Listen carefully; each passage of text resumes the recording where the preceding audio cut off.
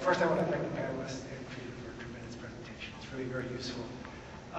And that exchange is the perfect segue to the question that I wanted to ask you before it started, which is, you've mentioned that I think there's a lot of sentiment for sort of restarting or starting a comprehensive dialogue between Iran and the United States. And you also mentioned that the terms of trade have shifted against us since 2003 and so forth.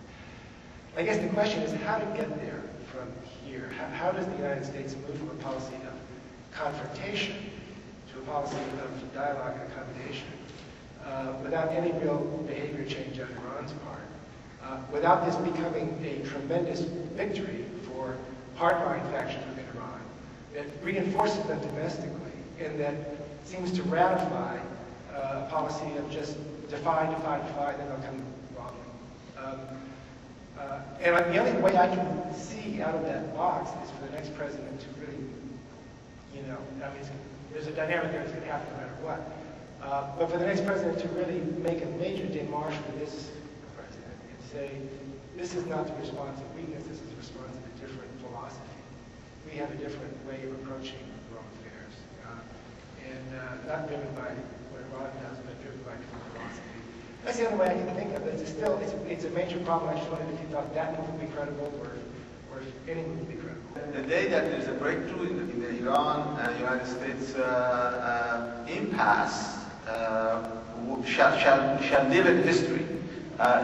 It will be a really unique and exceptional day because when that happens, we know that courageous politicians on both sides, regardless of whether they are conservative or extremists, have gone against 30 years of claptrap and 30 years of propaganda, 30 years of scoring easy political points on voting or supporting anti-American or anti-Iranian proposals and legislation on both sides. It doesn't cost anybody anything to go against Iran and the United States, and no politician is going to lose anything by joining the chorus against Americans. So there is this backlog, this huge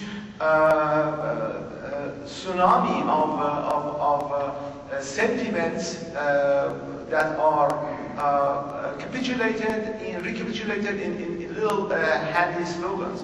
All of that has to be put aside and shown for what they are, which is empty slogans, to strike a real deal. Now, of course, the people who strike that deal are going to get some flack, but they're also going to get the credit for breaking the logjam.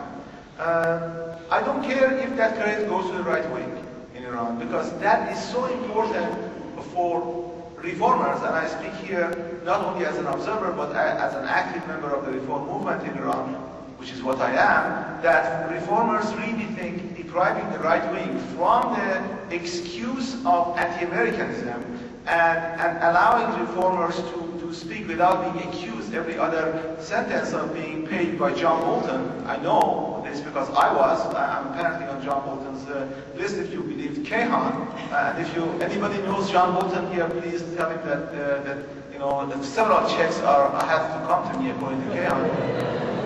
So if there is a rapprochement, the right wing will no longer have this weapon to use against us reformers in Iran. So if they get the credit for breaking the logjam, fine. But as long as this anti-Americanism, they are deprived of this anti-American slogan, and I say the same thing about the Arab-Israeli conflict. The day it ends, again, there will be a day of celebration for Iranians, because again, the government will be deprived of using the propaganda use of Arab-Israeli conflict to oppress the internal dissension.